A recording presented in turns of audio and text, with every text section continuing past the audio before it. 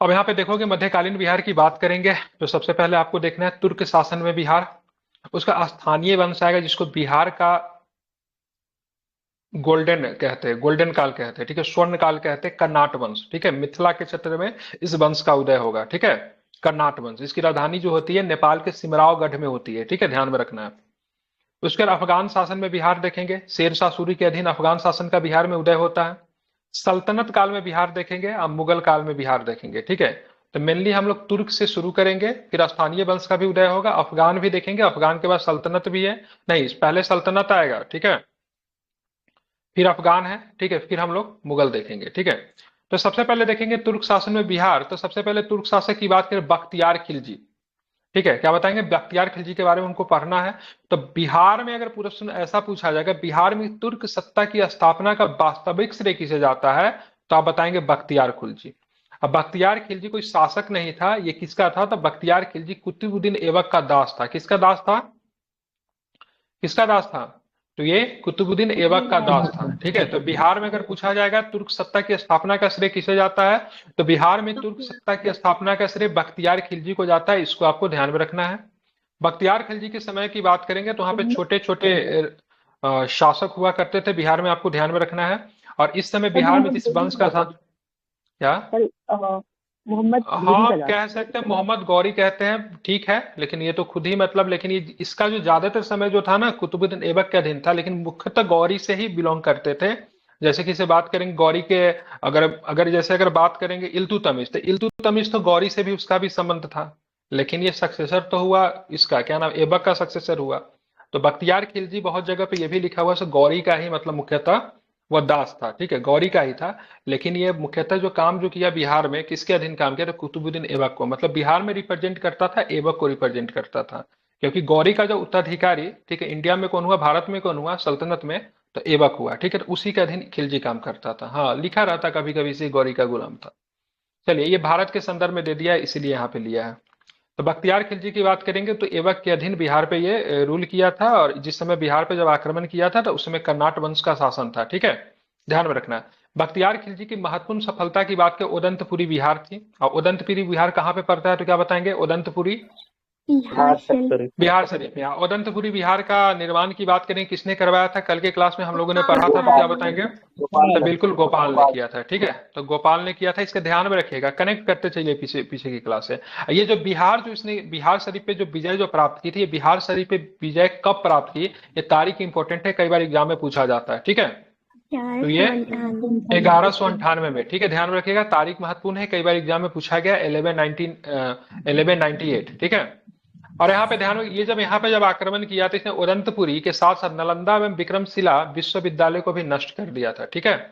तो बख्तियार खिलजी ने उदंतपुरी के साथ साथ नालंदा विश्वविद्यालय और विक्रमशिला विश्वविद्यालय को नष्ट कर दिया। कुछ लेखकों ने इसको बचाव करते हुए ये माना है कि इसने ना नालंदा विश्वविद्यालय या फिर विक्रमशिला विश्वविद्यालय को किला समझा, ठीक है, लेकिन इस मूर्ख को विश्वविद्यालय और किला में अंतर नहीं समझ में आया, कुछ लोगों ने इसका बचाव किया है, ठीक है, तो कहीं कहीं पे लिखा हुआ इसने किला समझकर इसका नष्ट किया, लेकिन ऐसा कुछ नहीं था, ठीक है। और इसने इस विद्यालय में मतलब क्या किया था, इस विश्वविद्यालय में आग लगवा दी थी, ठीक है। लेकिन एक प्रश्न यहाँ पे ये पूछा जाता है, जब इसने बंगाल पे चढ़ाई किया, तो बंगाल पे चढ़ाई किया तो बंगाल पे उस समय किस वंश का शासन था, तो क्या बताएंगे, किस सेन वंश का वंश। शासन था जिससे बख्तियार खिलजी का बंगाल पे आक्रमण हुआ, तो इस समय सेन वंश का शासन था, ठीक है। और इस वंश की राजधानी कहाँ पे हुआ करती थी, तो क्या बताएंगे, नदिया। नाडिया। नदिया में, ठीक है। नदिया काफी इंपॉर्टेंट जगह पे है, जब आगे आप जब पढ़ोगे मॉडर्न हिस्ट्री में जब जाओगे बिहार में, सॉरी मॉडर्न हिस्ट्री का, यहाँ से एक आंदोलन की शुरुआत हुई थी, एक विद्रोह की शुरुआत हुई थी नदिया जिले से। कौन सी विद्रोह की शुरुआत हुई थी, सन्यासी विद्रोह। फिर एक कम्युनिस्ट। नहीं, नील, ठीक है, नील। नील विद्रोह की शुरुआत, ठीक है, नदिया जिला से हुई थी 1859 में और 1860 में, ठीक है, ये भी प्रश्न पूछा जाता, नदिया उसका सेंटर था, ठीक है। जब 1203-4 में जब नदिया बंगाल पे जब आक्रमण जब करता है तो उस समय वहां पे किसका शासन था, सेन वंश का शासन था, ठीक है। और पूछा जाए कि अभी सेन वंश का शासक कौन था, तो क्या था, क्या नाम था उसका, तो लक्ष्मण सेन, ठीक है। लक्ष्मण सेन जो था लड़ाई नहीं किया, खिलजी से डर गया और भाग गया। और बख्तियार खिलजी ने क्या किया, इस क्षेत्र पे अधिकार कर लिया और अपना एक नया राजधानी बना, उस राजधानी का नाम क्या था, तो ये भी आपको ध्यान में रखना है, क्या नाम था, लखनौती, ठीक है। तो बख्तियार खिलजी के द्वारा जो बंगाल का जो राजधानी जो बनाएगा उसका नाम था लखनौती। हालांकि जिस समय बख्तियार खिलजी का बंगाल पे आक्रमण हुआ उस समय बंगाल की राजधानी कहाँ थी? तो नदिया थी। कहाँ थी? नदिया थी। सेन वंश का शासक था, और सेन वंश के जो शासक जो थे उनका नाम क्या था? लक्ष्मण सेन। याद रहेगा। यस बख्तियार खिलजी का ही मतलब एक अधिकारी हुआ करता जिसका नाम था अली मर्दान। अली मर्दान ने इसकी हत्या कर दी। ये काफी स्वावलंबी अधिकारी था, इसको ऐबक का समर्थन प्राप्त था, इसलिए हत्या करने के बाद भी ऐबक इसको कुछ कहता नहीं, क्योंकि ऐबक मतलब ना इसका जो था ना बख्तियार खिलजी का ना वर्चस्व काफी बढ़ रहा था। तो चेक एंड बैलेंस करने के लिए अली मर्दान को ऐबक ने ही इसके ऊपर लगाया था, ठीक है। तो ऐबक ने बाद में इसकी हत्या भी कर दी, ठीक है। तो इसका हत्या किसके द्वारा किया गया? तो अली मर्दान के द्वारा इसकी हत्या की गई, ठीक है। और इसके शव को कहां पे दफनाया गया? कई बार पूछा जाता है। बिहार में बख्तियार खिलजी का शव कहां पे है? तो क्या बताएंगे? बिहार शरीफ के बिहार शरीफ। इमादपुर मोहल्ला में है, ठीक है। तो बिहार शरीफ के इमादपुर मोहल्ला में, ठीक है। तो जब आप लिखोगे ना सल्तनत स्थापत्य कला की बात करेंगे तो उसमें इसके कब्र का एग्जाम्पल आप दे सकते हो। जैसे सल्तनत स्थापत्य कला का एग्जाम्पल है, ठीक है, जो कि आपको बिहार शरीफ में आपको देखने को मिलेगा, बख्तियार खिलजी का कब्र, ठीक है। तो यही था प्रश्न। इससे इससे आपको तुर्क शासन में बिहार में तुर्क शासक के बारे में, बख्तियार खिलजी के बारे में हम लोगों ने देखा, ठीक है। कभी कभी प्रश्न पूछते हैं। कैसे प्रश्न पूछते हैं? बंगाल पे जब आक्रमण किया तो वहां का शासक कौन था, ठीक है। बंगाल पे जिस समय आक्रमण किया था सेन वंश का राजधानी कहाँ पे था, इसने अपना राजधानी परिवर्तन करके कहाँ ले गया, ठीक है। इसने मतलब बिहार शरीफ पे कब आक्रमण किया, ठीक है। ये सब प्रश्न आएंगे, ये सब पीवाईक्यू क्वेश्चन है। जब हम लोग पढ़ेंगे ऑब्जेक्टिव करेंगे तो वहां से सब कुछ हमारा क्लियर हो जाएगा। अब आते हैं स्थानीय वंश। स्थानीय वंश को बिहार में कर्नाट के नाम से जानते हैं, ठीक है। यह स्थानीय वंश था। क्या नाम था? कर्नाट वंश था, ठीक है। क्या नाम था इसका? कर्नाट वंश। कर्नाट वंश के पतन के दौर पाल वंश के पतन के दौर में तिरहुत मिथिला क्षेत्र में कर्नाट वंश का नींव पड़ा। तिरहुत मिथिला क्षेत्र वाला इलाका जानते हैं ना आप लोग? दरभंगा, मधुबनी, मुजफ्फरपुर, ठीक है। ये सब जो सीतामढ़ी सब का जो आसपास का जो इलाका जो हुआ तिरहुत मिथिला क्षेत्र के नाम से जानते हैं, ठीक है। कर्नाट वंश का फाउंडर का नाम बताइए तो क्या नाम था इनका? बहुत इंपॉर्टेंट नाम है, नान्यदेव, ठीक है। हाँ, इनका फाउंडर था, ठीक है। और कर्नाट वंश की राजधानी कहाँ थी? तो क्या बताएंगे? राजधानी कहाँ पे थी? तो बिल्कुल ध्यान में रखना है। तो सिमरावगढ़ की बात करेंगे तो इस वंश की राजधानी थी। बहुत इंपॉर्टेंट है, पूछा जाता है, ठीक है। जो कि वर्तमान में कहाँ पे मिलेगा? नेपाल। नेपाल में। अब यहाँ से एक प्रश्न आपसे पूछा जाता है, बख्तियार खिलजी ने कर्नाट वंश के ऊपर भी आक्रमण किया, जाहिर सी बात है। जब बंगाल में जब आक्रमण करेंगे तो बिहार होते हुए ही जाएंगे। जब बंगाल में उसको आक्रमण करना था तो बिहार को रौंदते हुए गया। तो इनको मिला कौन सा वंश मिला? कर्नाट मिला। तो जिस समय बिहार में प्रवेश किया तो उस समय कर्नाट वंश का शासक कौन था? बिहार अभियान के दौरान नरसिंह देव, ठीक है। तो नाम बहुत इंपॉर्टेंट है, इसको आप लोग मार्क कीजिए, ठीक है। तो नरसिंह देव जो था इस समय कर्नाट वंश का शासक था। जिस समय आप ध्यान में रखोगे बख्तियार खिलजी का बिहार पे मतलब क्या हुआ? आक्रमण हुआ, ठीक है। नाम क्या है? फिर से रिपीट कीजिए। नरसिंह देव। नरसिंह देव। तो नरसिंह देव ने संघर्ष नहीं किया, उसको प्रसन्न करने की कोशिश की। अब प्रसन्न करने के लिए कोशिश जब होता है उसे नजराना देते हैं। नजराना देने का मतलब है आप उस शासक का, ठीक, अधीनता को स्वीकार कर रहे हैं, ठीक है। क्या होता है नजराना देने का मतलब? अधीनता का स्वीकार कर रहे हैं, ठीक है। और उसको प्रसन्न करने के लिए आप उसको नाराज नहीं करना चाहते हैं, तो आप उसको अधीनता को स्वीकार कर रहे हैं, तो उसने नजराना दिया और साथ में उसका सहयोग भी किया। मतलब बोला से ठीक है आपका बिहार में अगर कुछ ऐसा होगा या फिर बंगाल पे आक्रमण करोगे तो हमारा सहयोग जो है आपको मिलेगा, ठीक है। कि रीजन क्या था? सेन वंश के साथ में इसका मतभेद था। कर्नाट वालों का मतभेद किसके साथ था? सेन के साथ था, ठीक है। अब बख्तियार खिलजी को क्या जीतना था? बंगाल जीतना था, ठीक है। तो इसने भी सोचा से चलो ठीक है कर्नाट है जो भी है लोकल वंश को सपोर्ट मिल जा रहा है, तो इनका मतभेद इसी तरह दोस्त वाला बात हो गया। तो बख्तियार खिलजी ने भी इसको पूरी तरीके से इसको जीतने की कोशिश नहीं किया, इसको अपनी अधीनता स्वीकार कर दी या सेन वंश के खिलाफ इसका प्रयोग किया, ठीक है। तो ध्यान में इसको रखना है। अब यहाँ पे देखिएगा सामान्यतः दिल्ली के सुल्तान के साथ कर्नाट वंश का संबंध नजराना एवं भेंट का था, परंतु गियासुद्दीन तुगलक ने अपने बंगाल अभियान के क्रम में कर्नाट वंश पे विजय प्राप्त कर लिया, ठीक है। तो अभी तक ड्यूरिंग द तुगलक तक सर बख्तियार खिलजी ने तब भी मिथिला को लूटा था ना सर? बख्तियार खिलजी लूटा था, लेकिन मतलब ऐसा लूटना अलग चीज होता है, ठीक है। एक होता है मतलब पूरे अधीनता स्वीकार करवाना, वहां के शासक को मतलब थ्रोन आउट कर देना, दोनों अंतर होता है, ठीक है। तो इसने उस समय नहीं था। अगर पूछेंगे मिथिला का क्षेत्र किसके अधीन, किस शासक, दिल्ली सल्तनत का किस शासक के अधीन आ गया, तो गयासुद्दीन तुगलक होगा, ठीक है। ध्यान में रखना, जो कि मतलब किस वंश का फाउंडर था गयासुद्दीन तुगलक? तो तुगलक का ही था, ठीक है। ध्यान में रखना, मतलब तुगलक वंश में तीन प्रमुख शासक गयासुद्दीन तुगलक, मोहम्मद बिन तुगलक और अंतिम में उसके बाद फिरोज शाह तुगलक। उसके बाद के जो शासक जो होते कमजोर होते हैं, ठीक है। अगर पूछा जाए कर्नाट वंश का अंतिम शासक कौन था, ठीक है, ध्यान में रखना है, तो हरि सिंह देव था। तो गयासुद्दीन तुगलक का जिस समय बिहार पे आक्रमण हुआ, ठीक है, या फिर कर्नाट वंश पे आक्रमण हुआ, तो उस समय शासक कौन था, तो क्या बताओगे? हरि तो हरि सिंह देव। तो हरि सिंह देव एक तरह से अंतिम शासक भी माना जाता है, ठीक है। उसके बाद भी ये चलते रहा, लेकिन मुख्यतः आप देखोगे तो अंतिम शासक जो था हरि सिंह देव ही था, ठीक है। क्या था? तो हरि सिंह देव जो था, आपके लिए नाम इंपोर्टेंट हो जाएगा, ठीक है। तो during the Ghiyasuddin Tughlaq attack के समय, जब गयासुद्दीन तुगलक ने जब आक्रमण किया, तो उस समय मिथिला पे किस वंश का शासक था? कर्नाट वंश। और कर्नाट वंश के शासक कौन थे? हरि सिंह देव, ठीक है। और जब यहाँ पे इसने जब, क्या नाम है इसका, इसने जब आक्रमण किया बख्तियार खिलजी ने, तब कौन था? नरसिंह देव। हाँ, बच्चे यहाँ पे करते हैं गलती, ठीक है। तो बख्तियार खिलजी के समय नरसिंह, ठीक है। और यहाँ पे ध्यान, गयासुद्दीन तुगलक के समय हरि सिंह देव। अंतिम शासक अगर पूछेंगे कर्नाट वंश का अंतिम शासक, तो क्या बताएंगे? हरि सिंह हरि सिंह देव, ठीक है। तो अंतिम शासक हरि सिंह देव। हरि सिंह देव ने एक काम किया था जिसके बारे में बीपीएससी ने कई बार पूछा था। पंजी प्रबंध का विकास हुआ था इसके समय। किसका? पंजी प्रबंध का विकास जो था हरि सिंह जी के समय में हुआ था, यह भी आपको ध्यान में रखना है, ठीक है। अब मैथिली भाषा का विकास जो था कर्नाट राजवंश के दौरान हुआ था, ठीक है। तो मैथिली भाषा आप लोग जानते हैं भारतीय संविधान के किस अनुसूची में शामिल किया गया मैथिली भाषा को, जो कि बिहार से एकमात्र भाषा है? 8वीं अनुसूची में। कब शामिल किया गया था मैथिली भाषा को भारतीय संविधान के 8वीं अनुसूची में? 2002। तो संविधान संशोधन 2003 में। हाँ, कौन सा संविधान संशोधन? ठीक है, ध्यान में रखना, ठीक है। तो इसको आपको ध्यान में रखना। तो ये 2003 में आपका जो था ये शामिल हुआ था, ठीक है। तो मैथिली भाषा के विकास कर्नाट राजवंश के दौरान हुआ था। अंतिम शासक हरि सिंह देव, ध्यान में रखेगा। और जिस समय इसका आक्रमण हुआ था बख्तियार खिलजी का, उस समय नरसिंह देव थे।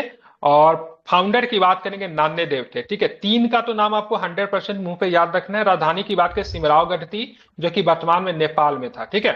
और एक आक्रमण मैंने इसमें बताना भूल गया, कर्नाट वंश में तुर्क सेनापति तुगरिल तुगन के अभियान की चर्चा मिलती है, लेकिन वो जीत नहीं पाया था। उसकी चर्चा की धर्म स्वामिनी ने की थी, जो कि मतलब तिब्बती बौद्ध लेखक थे। क्या नाम था इनका?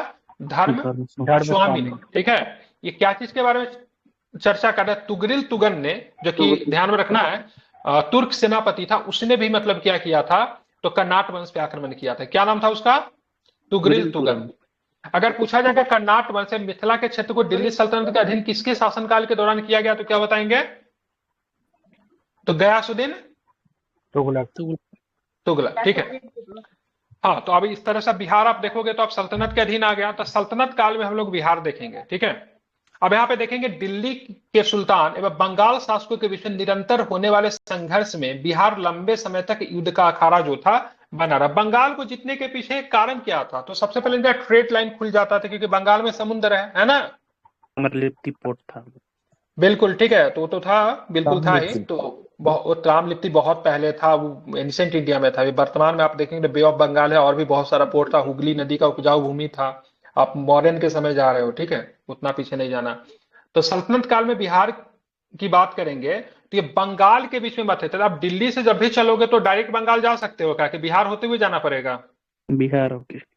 हाँ, तो इसीलिए बिहार जो था ना, एक तरह से बफर स्टेट बनाता था, ठीक है। इसलिए दिल्ली का कोई भी शासक जब बंगाल को जीतने के लिए निकलता था, तो बिहार जो था एक तरह से बिहार में संघर्ष की स्थिति ऑटोमेटिक उत्पन्न हो जाती थी। तो दिल्ली के सुल्तान व बंगाल शासकों के बीच निरंतर होने वाले संघर्ष के बीच में बिहार जो था फंसा हुआ था। यह अखाड़ा बना हुआ था, युद्ध का अखाड़ा, क्योंकि बीच में था। समझ रहा है ना, रीजन यही था।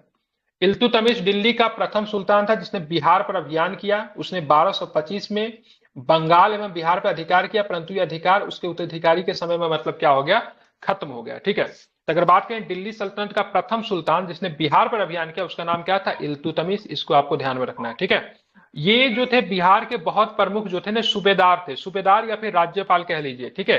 प्रशासक भी आप कह सकते हो, प्रांतपति भी आप कह सकते हो, जो भी कहना कहिए, लेकिन कहिए जरूर। तो इल्तुतमिश के समय बिहार का प्रथम सूबेदार कौन था, तो क्या बताएंगे? मलिक जानी। नाम काफी इंपोर्टेंट है, ठीक है। तो मलिक जानी। क्या नाम था इनका? तो मलिक जानी का नाम आपको ध्यान में रखना है, ठीक है। तो इल्तुतमिश के समय बिहार के प्रथम सुल्तान कौन थे? तो मलिक जानी थे, ठीक है। और तुगलक काल में बिहार पर सुल्तानों का वास्तविक नियंत्रण होता है, ठीक है। किसके समय हुआ था तो आप बता ही दोगे, क्या नाम है? अभी जस्ट हम लोगों ने वहां पे चर्चा किया, गयासुद्दीन क्या नाम है? गयासुद्दीन तो तुगलक। बिल्कुल गयासुद्दीन तुगलक, ठीक है। और गयासुद्दीन तुगलक ने किस क्षेत्र पे विजय प्राप्त कर लिया था वो भी आप बता दोगे? कर्नाटक।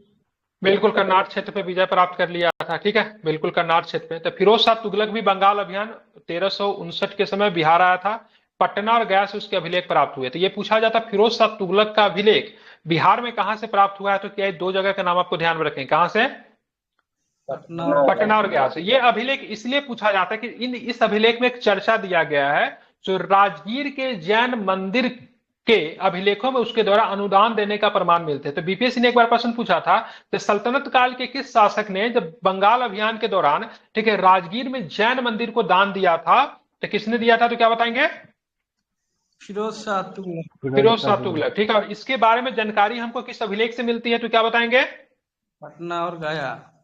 बिल्कुल, पटना और गया अभिलेख। पटना और गया अभिलेख का संबंध किससे है? तो फिरोज शाह तुगलक से, ठीक है। और कहां के जैन मंदिर को दान दिया था फिरोज शाह तुगलक ने?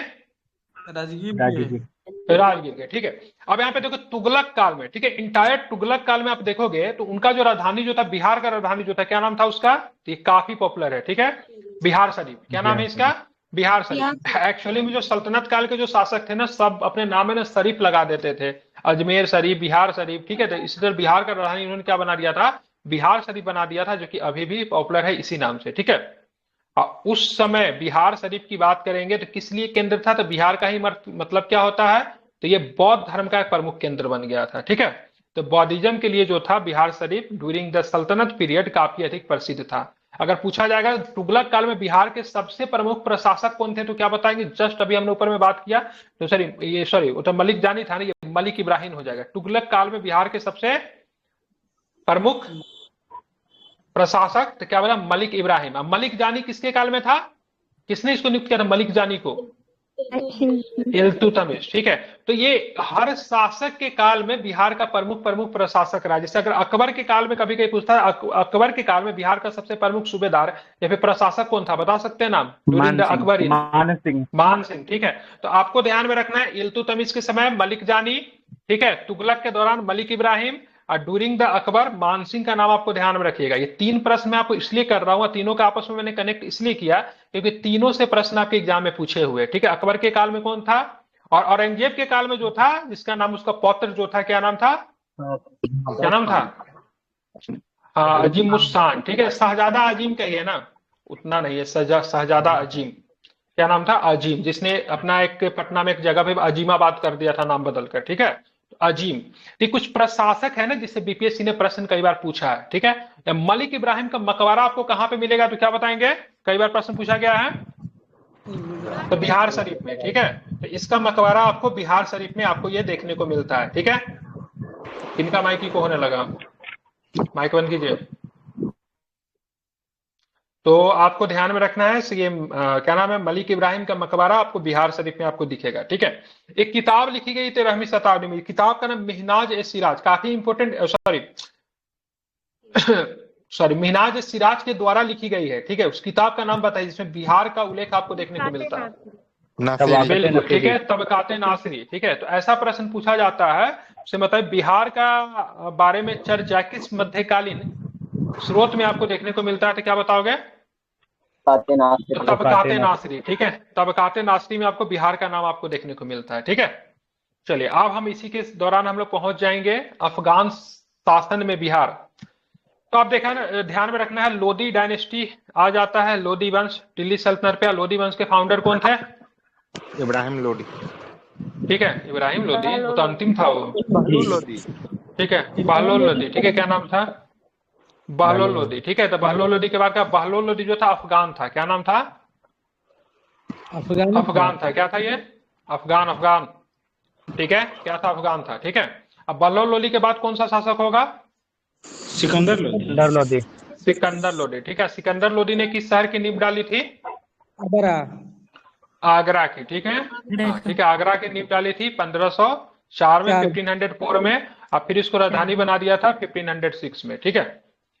तो अफगान शासन में आप बिहार देखोगे, सिकंदर लोदी ने एक व्यक्ति को बिहार का प्रशासक नियुक्त किया, प्रांतपति नियुक्त किया, सूबेदार नियुक्त किया, राज्यपाल नियुक्त किया, जो भी कहना है सो कह लीजिए, क्योंकि एडमिनिस्ट्रेशन पावर के अलावा इसमें इकोनॉमिक पावर भी होता है, राजस्व वगैरह भी एकत्र करके दिल्ली सल्तनत को देते थे, एडमिनिस्ट्रेशन तो चलाने की जिम्मेदारी होती ही थी। ठीक है, तो 1495 किनका माइक इतना इको कर रहा है?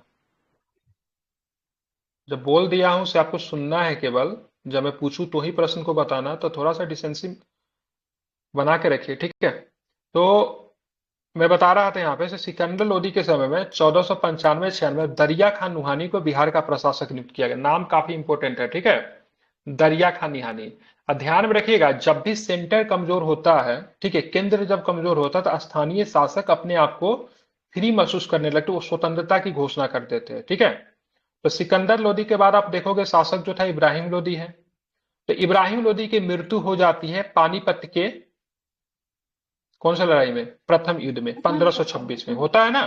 तो 1526 में पानीपत की लड़ाई में जब इसका देहांत हो गया, तो दरिया खान नुहानी को लगा भाई अब तो हमारे ऊपर कोई है ही नहीं, क्योंकि हम तो नियुक्त किए गए थे सिकंदर लोदी के द्वारा। सिकंदर लोदी के बाद जो उत्तराधिकारी थे इब्राहिम लोदी, वो भी मारा गया था। इसने बोला से भाई साहब अब जो है हम स्वतंत्र हैं। लेकिन दरिया खान नुहानी उस समय बुजुर्ग हो गया था, तो सत्ता जो था किसके हाथों में जाता? बहार खान नुहानी के हाथ में जाता है। ठीक है, तो बहार खान नुहानी भी इंपॉर्टेंट नाम है। ठीक है, इसको नुहानी वंश भी कहते हैं, इसलिए भी आपको ध्यान में रखना है। नुहानी वंश या फिर अफगान शासन कह लीजिए, नुहानी वंश के नाम से हम लोग जानते हैं। ठीक है, तो बहार खान नुहानी ने बोला से भाई साहब हम जो है स्वतंत्र है। ठीक है, तो इन्होंने स्वतंत्रता की घोषणा कर दी बहार खान नुहानी ने। और दूसरी ओर मतलब जो था अफगान शासक था महमूद लोदी, तो महमूद लोदी के साथ ना, ठीक है, वो महमूद लोदी जो था अफगान शासक, वो भी मतलब क्या हुआ, भाग कर बिहार आ गया। ये भी मतलब लोडी डायनेस्टी से ही संबंध रखता था, लेकिन बाबर इसके पीछे पीछे आया और बिहार में एक युद्ध होता है। ठीक है, उस युद्ध को हम लोग बोलते हैं घाघरा के युद्ध के नाम से। कौन से युद्ध के नाम से जानते हैं? घाघरा के युद्ध के नाम से जानते हैं। इस युद्ध में अफगान सत्ता पूरी तरीके से मतलब क्या हो गई, पराजित हो गई। ठीक है, तो आपको यह बताना घाघरा का युद्ध कब हुआ? 1529। ठीक है, तो 1529 में हुआ। आखिरी युद्ध था बाबर के द्वारा लड़ा गया, क्योंकि 1530 में बाबर का देहांत हो जाता है। ठीक है, बाबर ने 4 लड़ाइयां लड़ी थी, पानीपत, खानवा, चंदेरी, घाघरा। ठीक है, और उसके बाद 1530 में 1530 में बाबर का क्या होता है, देहांत हो जाता है। ठीक है, तो अगर ऐसा प्रश्न पूछा जाएगा बाबर ने किस युद्ध में अफगान शक्ति को पराजित किया था, तो बैटल ऑफ घाघरा बताओगे आप। ठीक है, जो कि बिहार में ही हुआ था। और घाघरा के युद्ध के बाद बिहार में शेरशाह के नेतृत्व में पुनः अफगानों का क्या होता है, उदय होता है। यह भी आपको ध्यान में रखना है। ठीक है, अब आते शेरशाह सूरी के बारे में जान लेते हैं। शेरशाह सूरी का जन्म की बात करेंगे तो 1486 में हुआ था। शेरशाह सूरी के पिताजी का नाम क्या था? हसन खान था। ठीक है, कभी कभी पूछते भी, और कहाँ के जमींदार थे, तो क्या बताएंगे, तो सासाराम के जमींदार थे। ठीक है, तो ध्यान में रखना है, शेरशाह के बचपन का नाम आप लोग जानते हैं फरीद खान ही था, लेकिन वही बहार खान नुहानी का नाम ध्यान में रखिएगा, जिन्होंने अपना अफगान सत्ता की नींव रखी थी, और इन्होंने मतलब लोदियों के खिलाफ मतलब खुद को मतलब स्वतंत्र घोषणा किया था। वो किसके अधीन थे? तो इनका संबंध सीधे किसके साथ था? फरीद खान के साथ। तो बहार खान नुहानी जो थे फरीद खान के अंतर्गत ही मतलब काम कर रहे थे। पिता भी जो थे से बहार खान नुहानी के अंतर्गत ही सासाराम के जागीरदार थे। तो बहार खान नुहानी ने ही इनको शेर खान की उपाधि दी थी, यह भी ध्यान में रखना है। ठीक है, अब बहार खान नुहानी का एक पुत्र हुआ करता था। क्या नाम था पुत्र का नाम? पुत्र का नाम क्या था? जलाल क्या नाम था? जलाल खान। जलाल खान। जलाल खान, बिल्कुल, वेरी गुड। ठीक है, नाम मैं भूल गया था, क्या नाम था? जलाल खान। ठीक है, तो जलाल खान बालक था। ठीक है, तो जलाल खान के एक तरह संरक्षक कह लीजिए ना। तो बहार खान नुहानी ने किसे नियुक्त किया था? तो शेरशाह सूरी को नियुक्त किया था। ठीक है, लेकिन क्या होता है, दुर्भाग्यवश बहार खान नुहानी का क्या हो जाता है, ध्यान में, देहांत हो जाता है। और ऐसे कंडीशन में शेरशाह सूरी जो थे उसके फायदा उठाकर, फायदा क्या कहेंगे, जो भी कह लीजिए, ठीक है, उनकी जो विधवा जो थी जिसका नाम था दुद्दू बेगम, ठीक है, तो दुद्दू बेगम से ये क्या करते हैं, विवाह कर लेते हैं। और इसी तरीके से अगर बात करेंगे तो ये जो अफगान सत्ता जो था किसके अधीन आ गया, तो शेरशाह सूरी के अधीन हो गया। शेरशाह सूरी ने 2 विवाह किया था, ये दोनों विधवा से ही किया था, एक दुद्दू बेगम से, एक किया था लाड मलिका से। क्या नाम था? लाड मलिका। ठीक है, लाड मलिका की बात करेंगे तो ताज खान की पत्नी थी। किसका नाम था? ताज खां की पत्नी थी। और ताज खां जो था ना किलेदार था। कहाँ का किलेदार था ताज खां? कहाँ का किलेदार था? ठीक है, तो चुनार दुर्ग का, ध्यान में रखिएगा, चुनार दुर्ग का किलेदार था। तो उसके पत्नी से विवाह किया था, और इस विवाह में शेरशाह सूरी के बहुत अधिक संपदा हाथ लगी थी। ठीक है, तो ये विवाह को एज ए जस्ट इन्होंने जो भी विवाह इन्होंने किया ना शेरशाह सूरी ने पॉलिटिकली, ठीक है, पॉलिटिकली इन्वॉल्व था, ठीक है, चाहे यहाँ पे करे या फिर चुनाव दुर्ग के ताज खां के पत्नी से करे, ठीक है, दोनों का दोनों पॉलिटिकली इन्वॉल्व था, ठीक है। तो इस तरीके से बिहार की सत्ता किसके हाथ में आ गई? शेरशाह सूरी के हाथ में आ गई, ठीक है। लेकिन अभी नहीं आएगी। पूर्ण रूप से अगर भारत के अगर शासक के तौर पे देखोगे तो 1539-40 में बनते हैं, अभी बीच में कुछ लड़ाई वगैरह होती है, उसको हम लोग देखेंगे, ठीक है। अब यहाँ पे देखेंगे शेर खां ने 1534 में सूरजगढ़ की लड़ाई में बंगाल को पराजित कर कर अधिकार कर लिया, ठीक है। तो बंगाल को जीतने के लिए इन्होंने एक लड़ाई लड़ी थी जिसको बोलते हैं सूरजगढ़ी या फिर सूरजगढ़ा के लड़ाई के नाम से जानते हैं, जो कि 1534 में ये लड़ाई हुआ था, ठीक है। सूरजगढ़ी की लड़ाई या फिर सूरजगढ़ा की लड़ाई, इसको ध्यान में रखना, 1534 में हुआ था। और इसी लड़ाई के बाद बंगाल का क्षेत्र जो था इनके अधीन आ गया। अब बंगाल का क्षेत्र जब इनके अधीन हो गया तो तकलीफ किसको होने लगी? तो तकलीफ हुमायूं को होने लगी, ठीक है, क्योंकि हुमायूं चाहता था बंगाल के ऊपर कंट्रोल करे, लेकिन रास्ता में कौन पड़ रहा? शेरशाह सूरी पड़ रहा है। तब डायरेक्ट इनका जो फेसअप जो होगा शेर खान का किनके साथ होगा? तो हुमायूं के साथ होगा, ठीक है। शेर खान ने हुमायूं को प्रस्ताव दिया कि यदि उसे बंगाल का अधिकार करने दिया जाए तो बिहार को समर्पित कर देगा, 10 लाख दिनार वार्षिक रूप देगा, ठीक है। तो शेर खान ने हुमायूं को प्रस्ताव दिया शुरू में से बंगाल पे अधिकार करने दे उसको, ठीक है, आप बीच में मत आओ, और बिहार को समर्पित कर देगा, 10 लाख रुपए दिनार वार्षिक रूप में देगा, ये प्रस्ताव दिया गया। लेकिन ये बात बन नहीं पाती है, और इसी के बीच में मतलब एक लड़ाई होती है जिसको बैटल ऑफ चौसा के नाम से जानते हैं, ठीक है। ये लड़ाई कब होती है? बैटल ऑफ चौसा या फिर चौसा के युद्ध के नाम से कौन लड़ाई जो होती है कब होती है? 1539 में क्या होता है? लड़ाई होती है जिसको बैटल ऑफ चौसा के नाम से जानते हैं। इस लड़ाई में अगर बात करेंगे तो इसमें जीत किसकी होती है? शेरशाह सूरी की जीत होती है, ठीक है, शेर खां की होती है, ठीक है। शेर खां की जीत जब हुई थी तो यहीं पे उन्होंने उपाधि धारण की, तो शेरशाह की उपाधि धारण की, ठीक है। तो अभी ये ना अपने आप को ना एज ए किंग मतलब प्रतिस्थापित नहीं करते हैं, बिहार के सूबेदार ही थे, चाहे कह लीजिएगा बिहार के शासक कह लीजिए, पूरे भारत को तो नहीं थे, लेकिन इस युद्ध में इन्होंने शेरशाह की उपाधि धारण कर ली। ठीक 1 साल के बाद एक और भी युद्ध होता है जिसको हम लोग कन्नौज के युद्ध के तौर पे जानते हैं, फिर बिलग्राम के युद्ध के तौर पे जानते हैं। ये लड़ाई जो थी 1540 में हुई थी, और यहाँ पे इन्होंने क्या किया था तो ध्यान में रखना है, तो इन्होंने हुमायूं को पराजित किया, उसने दिल्ली में सूर्यवंश की स्थापना की। तो यहाँ पे पूरी तरीके से दिल्ली जो था इनके अधीन आ गया था, ठीक है, कब? 1540 में, ठीक है। हालांकि इनका प्रशासन काफी कम समय तक चला, दुर्भाग्यवश इनका देहांत जल्दी हो गया। तो शेरशाह सूरी के प्रशासन की बात करेंगे या फिर शासन की बात करेंगे तो 1540 से लेके 1545 तक मात्र 5 वर्षों का प्रशासन है। कितने वर्षों का? तो मात्र 5 वर्षों का प्रशासन है, ये भी आपको ध्यान रखना है, 1540 से लेके 1545 तक, ठीक है, ध्यान में रखना है। अब क्या होता है? 1548 साल काफी इंपोर्टेंट है। शेरशाह सूरी ने मतलब पटना में एक दुर्ग बनाया और बिहार का नया राजधानी बनाया, ठीक है। ये पाटलिपुत्र वगैरह जो नाम जो था ना, पटना नाम देने का काम किन्होंने किया, जो कि अभी वर्तमान में नाम है, किन्होंने किया? पटना नाम देने का काम किसने किया था? शेरशाह सूरी ने ही किया था, ठीक है, उससे बिल्कुल, ठीक है। और क्या, ठीक है, ध्यान में रखना। अब्दुल्ला की एक पुस्तक है तारीखे दाऊदी में इसका वर्णन मिलता है। तो तारीखे दाऊदी किसकी पुस्तक है, क्या बताएंगे? अब्दुल्ला की पुस्तक है। आप देखेंगे यहाँ पे कुछ इनके द्वारा प्रमुख अभियान है। रायसीना की अभियान की बात करेंगे, रायसीन का अभियान 1543 में है, 1544 में मारवाड़ विजय है, ठीक है, 1545 में कालिंजर अभियान है। इन सारे अभियान में आप देखोगे तो शेरशाह सूरी का एक प्रमुख स्टेटमेंट है, मैं मुट्ठी भर बाजरे के लिए पूरे हिंदुस्तान का साम्राज्य खोने चला था। ये तीनों में से किस अभियान के दौरान उन्होंने स्टेटमेंट दिया था? मैं मुट्ठी भर बाजरे के लिए पूरे हिंदुस्तान का साम्राज्य खोने चला था, किसमें? मारवाड़। मारवाड़ में, ठीक है, ध्यान रखें, मारवाड़ में उन्होंने स्टेटमेंट दिया मैं मुट्ठी भर बाजरे के लिए, ठीक है, पूरे हिंदुस्तान का साम्राज्य खोने चला था, क्योंकि मारवाड़ों ने इनको बड़ा बढ़िया टक्कर दिया। 2 भाई का नाम है, जयमल और फत्ता नाम था ना, जयमल सिंह और फत्ते सिंह शायद उनका नाम था। उन्होंने बड़ा शेरशाह सूरी की सेना को छक्के छुड़ा दिए थे। शेरशाह सूरी पर्सनली उनसे बड़ा इंस्पायर हुआ था। 2 भाई थे, जयमल सिंह और शायद फत्ता सिंह, ठीक है, आई नॉट राइट, हाँ वही होगा, जयमल और फत्ता ही होगा, एक बार आप लोग क्रॉस चेक कर लेना। तो मारवाड़ योद्धा थे, दोनों भाई थे, ठीक है। उन्होंने शेरशाह सूरी की सेना को छक्का छुड़ा दिया था, तब उन्होंने स्टेटमेंट दिया था मैं जो था, ठीक है, क्या इसका नाम जैता कुप्पा था क्या? जैता कुप्पा, सॉरी जैता कुप्पा, ठीक है, जयमल फत्ता है। हाँ, अकबर के समय में वो था, वहाँ चित्तौड़ का था वो, ठीक है, सॉरी, वो जयमल और फत्ता जो था अकबर के समय में, ठीक है। और ये जो थे से मतलब, ठीक है, क्या जत्ता कुप्पा बताया ना आपने, इसके समय में। एक और भी 2 भाई, अल्हा और रुदल, अल्हार उदल जो था ना चंदेल से संबंध है, वो अलाउद्दीन खिलजी के समय आई थिंक अल्हार उदल थे, ठीक है। ये दो वॉरियर ब्रदर्स हैं, पृथ्वीराज 3-4 चौहान हैं, के इसका नाम आप लोग कभी कभी पूछा जाता है, इसको ध्यान में रखना है। क्या? पृथ्वीराज चौहान के खिलाफ अलाउद्दीन। हाँ बिल्कुल, अल्हार उदल, ठीक है। तो ये वॉरियर ब्रदर्स इनका नाम जत्ता और कुप्पा थे आई थिंक यहाँ पे, ठीक है। तो मेरा कहने का मतलब ये था, यहाँ पे इन्होंने एक अभियान, इन्होंने इस अभियान के दौरान कहा था मैं बाजरे भर, सॉरी मुट्ठी भर बाजरे के लिए हिंदुस्तान का साम्राज्य खोने चला था, ठीक है।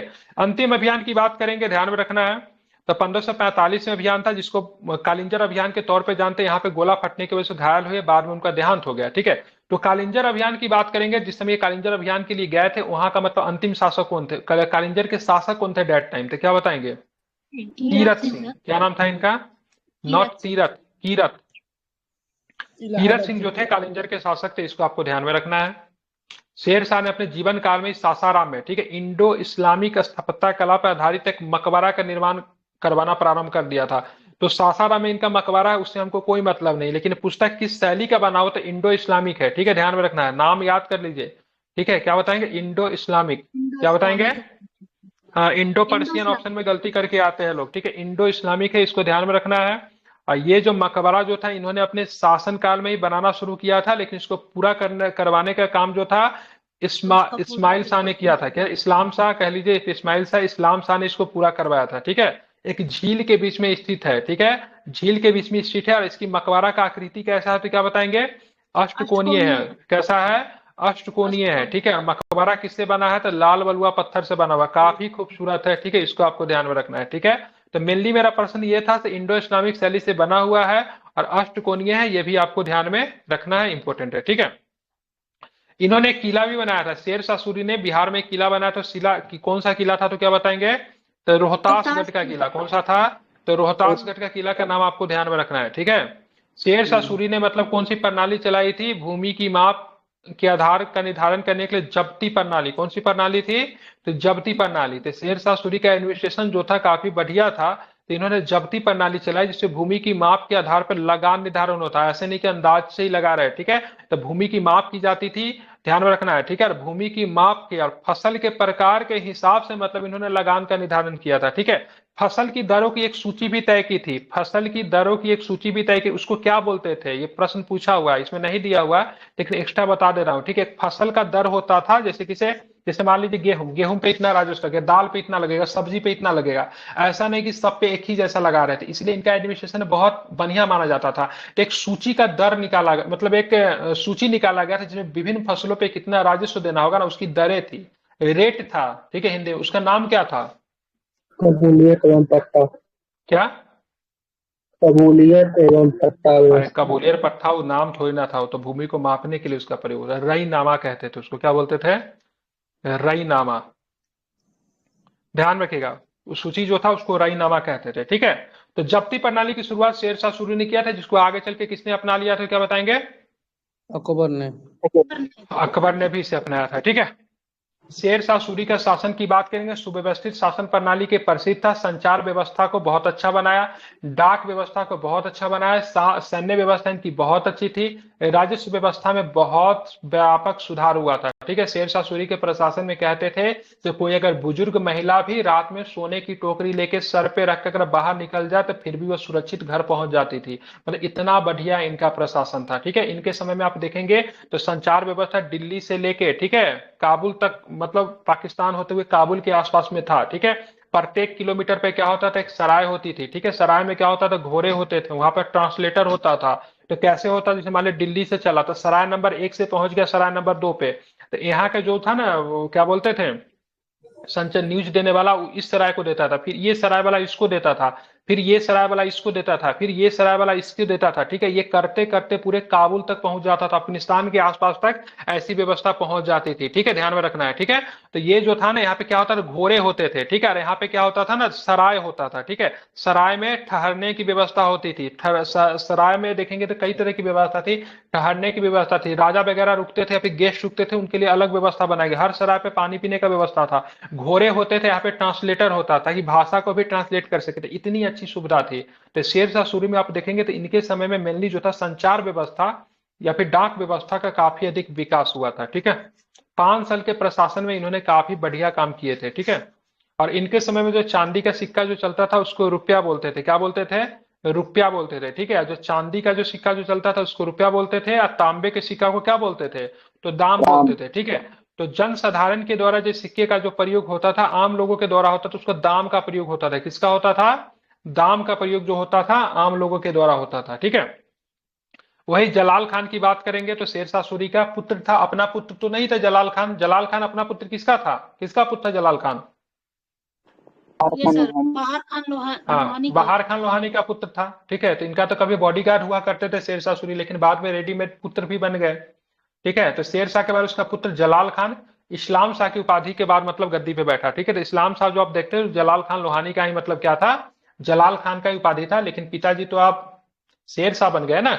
ठीक है, तो अपने पहले पिता का जो लोहानी वाला टाइटल को छोड़ के शाह की उपाधि धारण करके इन्होंने गद्दी पे बैठा। ठीक है, लेकिन क्या होता है, इस्माइल शाह का जब पतन होता है तो उसके बाद सूर साम्राज्य 3 भागों में बट गया। अब आगे चल के आप देखोगे हुमायूं भी हिंदुस्तान में वापस आ जाता। 15 वर्षों का निर्वासन का जीवन जो था हुमायूं बाहर जीता। कब से कब तक? तो 1540 से लेकर 1555। ठीक है, इसी दौरान मतलब क्या करता है, एक मलिका से विवाह करता है जिसका नाम क्या था? हमीदा बानू बेगम। क्या नाम था? हमीदा बानू बेगम से हुमायूं विवाह करता है। उसी से अकबर का जन्म होता है 1542 में। ठीक है, तो अकबर जन्म यहाँ पे ले चुका था। ठीक है, हुमायूं आता है यहाँ पे हिंदुस्तान, वापस आता है क्योंकि शेरशाह सूरी का देहांत हो गया था। हुमायूं को लगा अच्छा समय हिंदुस्तान का गद्दी फिर से वापस लेने का। और हुमायूं को एक बहुत अच्छा संरक्षक मिल गया था, डच नेम बैरम खान। ठीक है, बैरम खान की मदद से इसने क्या किया, मच्छीवाड़ा और सरहिंद के युद्ध में क्या किया, सिकंदर सूरी को पराजित करके सूर्यवंश का अंत कर दिया। ठीक है, 2 लड़ाई ये लड़ता है, एक था मच्छीवाड़ा की लड़ाई और दूसरा सरहिंद की लड़ाई। दोनों लड़ाई 1555 में होता है। इस लड़ाई में सबसे ज्यादा मदद किसने की थी? तो हुमायूं का सबसे बड़ा वफादार, जो कि आगे चल के भी मुगलों का वफादार बना रहा, वो कौन था? बैरम खान था। ठीक है, और बैरम खान जो था शिया मुसलमान था, ध्यान में रखिएगा। ठीक है, पूरे मुगल में सुन्नी फॉलो करते थे, लेकिन बैरम खान क्या था? क्या था? शिया था। ऐसा प्रश्न पूछा गया है इसलिए मैं बता रहा हूं। ठीक है, तो ये शिया मुसलमान था। ठीक है, आगे चल के आप देखोगे तो चेरो वंश आता है जो कि जनजातीय वंश था, चेरो। तो मुझे लगता है चेरो कल आप लोग को पढ़ाना चाहिए। ठीक है, तो कल मैं चेरो पढ़ाता हूँ। ठीक है ना, अभी मैंने जितना पढ़ा है सबको एक बार आपको रिवीजन करवाता हूँ, तो सभी लोग रिवीजन के लिए तैयार रहिएगा और सभी लोग बोल सकते हैं। ठीक है, या फिर कहीं पे कोई डाउट्स होगा तो पूछ सकते हैं। ठीक है, तो बताना बिहार में तुर्क शासन की स्थापना का श्रेय किसे जाता है? तो क्या बताएंगे? बख्तियार खिलजी को जाता है, ध्यान में रखना, बख्तियार खिलजी को जाता है। ठीक है, बख्तियार खिलजी की पहली महत्वपूर्ण सफलता उदंतपुरी बिहार शरीफ पे विजय था। उदंतपुरी बिहार का निर्माण किसने करवाया था? तो क्या बताएंगे? गोपाल गोपाल ने। ठीक है, आपको ये बताना है उदंतपुरी की बात करें, उदंतपुरी या फिर बिहार शरीफ पे, ठीक है, कब बख्तियार खिलजी का आक्रमण हुआ था? तो क्या बताएंगे? 1198 ठीक है, बिल्कुल, तो 1198 आपको ध्यान में रखना है, 1198 ध्यान में रखना, महत्वपूर्ण है, इसे आप ध्यान में रखना है। ठीक है, बख्तियार खिलजी ने उदंतपुरी के साथ नालंदा एवं विक्रमशिला विश्वविद्यालय को भी नष्ट कर दिया था, ध्यान में रखना है। जिस समय बताना बख्तियार खिलजी का जिस समय बंगाल पे आक्रमण होता उस समय बंगाल पे किस वंश का शासक था? तो क्या बताएंगे? शासन किसका था? सेन वंश का शासन था। ठीक है, और सेन वंश की शासन तो था, तो उसके शासक का नाम बताइए, क्या नाम था? लक्ष्मण सेन। तो सेन वंश की शासन का राजधानी कहाँ था? सेन वंश का राजधानी कहाँ हुआ था? कौन लखनऊती बोला? नदिया। ठीक है, और उन्होंने राजधानी परिवर्तन करके कहाँ रख दिया था? तो क्या बताएंगे? लखनऊती। ठीक है, और बख्तियार खिलजी की हत्या किसने कर दी? तो क्या बताएंगे? अली मर्दान। स्थानीय वंश की स्थापना की बात करेंगे तो आप ध्यान में रखना है। ठीक है, कर्नाट वंश के रूप में स्थानीय वंश की स्थापना होता है। तो कर्नाट वंश के फाउंडर का नाम बताइए, क्या नाम था? नान्यदेव। ठीक है, ध्यान रखना, नान्यदेव जी का राजधानी कहाँ पे था? तो क्या बताएंगे? सिमरावगढ़ में। ठीक है, जिस समय बख्तियार खिलजी का मिथिला पे आक्रमण होता उस समय वहां के शासक कौन थे? तो क्या बताएंगे? नरसिंह देव। ठीक है, क्या नाम था? नरसिंह देव। ठीक है, ध्यान में रखना है। ठीक है, कर्नाट वंश पर तुर्क सेनापति तुगरिल तुगन का भी अभियान होता है, इसकी जानकारी कौन देते हैं? तुगरिल तुगन के बारे में क्या बताएंगे? धर्म स्वामिनी। ठीक है, गयासुद्दीन तुगलक का जिस समय कर्नाट वंश पे आक्रमण होता उस समय शासक कौन थे? तो क्या बताएंगे? हरि सिंह देव। ठीक है, अगर पूछेंगे इसे बताना, हरि सिंह देव के समय गयासुद्दीन तुगलक ने मिथिला के क्षेत्र को दिल्ली सल्तनत में मिला लिया। तो आपको ये बताना है, ध्यान में रखना है, ये हरि सिंह देव जो थे, ध्यान में रखना है, ये किस प्रबंध के विकास हुआ था? इनके समय कौन सा प्रबंध का विकास हुआ था? पंजी प्रबंध। ठीक है, और बात मैथिली भाषा का भी ये खाता बही से संबंधित है, ठीक है। मतलब बताना मैथिली भाषा का विकास मतलब किस वंश के दौरान हुआ, तो क्या बताएंगे? कर्नाटक। ये हरि सिंह देव जो थे ना, विद्वान व्यक्ति थे, ठीक है, और बहुत बड़े समाज सुधारक भी थे, ये भी ध्यान में रखना, ठीक है। विद्वान व्यक्ति थे, समाज सुधारक भी बहुत अच्छे थे, ठीक है। बहुत अच्छे शासक माने जाते थे हरि सिंह देव, ठीक है। ये हरि सिंह काश्मीर वाला मत समझिएगा, ठीक। काश्मीर वाला जो हरि सिंह देव तो किस वंश से संबंधित थे? दोगला डायनेस्टी। डोगरा डायनेस्टी, ठीक है, वो डोगरा वंश के थे, ठीक है, ध्यान में रखना, ठीक है, डोगरा राजा। सल्तनत काल में बिहार की अगर बात करेंगे तो बताना है इल्तुतमिश ने, ठीक है, बिहार अभियान कब किया था? 1225। 1225 में, ठीक है। ध्यान में ये भी आपको रखना है, इल्तुतमिश ने बिहार का सूबेदार किसे नियुक्त किया था, तो क्या बताएंगे? मलिक जानी को, ठीक है। बहुत लोगों की आवाज नहीं आ रहा है, ठीक है, आपको सीखना है और याद करने का बेहतर तरीका है, तो सभी लोग बोलिए, ठीक है। गयासुद्दीन तुगलक की बात करेंगे तो ध्यान में रखना, इन्होंने 24-25 में विजय प्राप्त कर लिया था कर्नाटक के क्षेत्र पे, ठीक है। फिरोज शाह तुगलक का जब बिहार अभियान हुआ तो एक मंदिर को उन्होंने दान दिया था, इसके बारे में जानकारी किस अभिलेख से प्राप्त होती है? राजगीर। तो राजगीर में जैन मंदिर को दान दिया था, और ये जानकारी आपको पटना और गया के अभिलेख से प्राप्त होती है, ठीक है। तुगलक काल में बिहार की राजधानी कहाँ थी, तो क्या बताएंगे? बिहार से। बिहार से, ठीक है। तुगलक काल में बिहार के प्रशासकों में सबसे महत्वपूर्ण नाम किसका है, तो क्या बताएंगे? मलिक इब्राहिम। मलिक जानी का, ठीक है। मेहनाज सिराज की रचना का नाम बताइए जिसमें बिहार के बारे में आपको जानकारी आपको देखने को मिलती है। तबकाते नासिरी, ठीक है। सिकंदर लोदी के समय बिहार का प्रशासक कौन था, तो क्या बताएंगे? ड्यूरिंग द सिकंदर लोदी, बिल्कुल, तो दरिया खान नुहानी, ठीक है। इब्राहिम लोदी के मृत्यु के समय बिहार का प्रशासक कौन बन गया जिसने विद्रोह की घोषणा कर दी, क्या नाम था? बहार खान नुहानी, ठीक है। बाबर ने किस युद्ध में अफगान शक्ति को पराजित किया, तो क्या बताएंगे? पानीपत का प्रथम युद्ध। के प्रथम युद्ध होगा, घाघरा का युद्ध होगा? हाँ, तो सब पढ़ा देते हैं, सब पढ़ा देते, फिर भी गलती हो रहा है। पानीपत के प्रथम युद्ध में बाबर ने दिल्ली सल्तनत को पराजित किया था, अफगानों को नहीं, ठीक है। शेर शाह सूरी की बात करेंगे तो शेर शाह सूरी का जन्म 1486 में हुआ था। बचपन का नाम लोग को पता है, बताने की आवश्यकता नहीं है, ठीक है। बता दीजिए शेर खान की उपाधि किसने दी थी? बाहर खान नुहानी। बाहर खान नुहानी ने। संरक्षक था, तो क्या बताएंगे? बहार खान नुहानी का पत्नी का नाम किससे था जिसके बाद में शेर शाह सूरी ने विवाह कर लिया था, क्या नाम था पत्नी का नाम? दुद्दू बेगम, ठीक है, ध्यान में रखना, दुद्दू बेगम, ठीक है, बिल्कुल, ठीक है। बिलग्राम की युद्ध कब हुआ था, बैटल ऑफ बिलग्राम? 1540। ठीक है। पटना में एक दुर्ग का निर्माण शेर शाह सूरी ने कब किया था, तो क्या बताएंगे? 1541 में, ठीक है, ध्यान में रखना। उस दुर्ग का निर्माण 1541, इसके बारे में जानकारी मतलब किस पुस्तक से मिलती है? अब्दुल्ला की पुस्तक तारीख-ए-दाऊदी। रचनाकार कौन है? अब्दुल्ला। बिल्कुल, अब्दुल्ला, ठीक है, ध्यान में। शेर शाह सूरी के अपने जीवन काल में सासाराम में, ठीक, आप देखोगे तो उन्होंने एक मकबरा बनाना शुरुआत कर दी थी, किस शैली का एग्जाम्पल है? इंडो इस्लामिक का स्थापत्य कला। इसकी आकृति कैसी है? अष्टकोणीय है। ठीक है। भूमि राजस्व को लगान निर्धारण करने के लिए शेर शाह सूरी ने कौन सी पद्धति को अपनाया था, तो क्या बताएंगे? जब्ती प्रणाली को अपनाया था, ठीक है, ध्यान में रखना है, ठीक है। इसके समय में चांदी के सिक्के को क्या बोलते थे? रुपया। क्या बोलते थे? रुपया। ठीक है। हुमायूं की बात करेंगे फिर से, किस दो युद्ध के बारे में भारत की सत्ता को अपने अधीन मतलब करने का मतलब इनको सफलता प्राप्त हुई? मछुआरा सरहिंद। मछुआरा एवं सरहिंद को ध्यान में रखना है। तो इसी के साथ आज का जो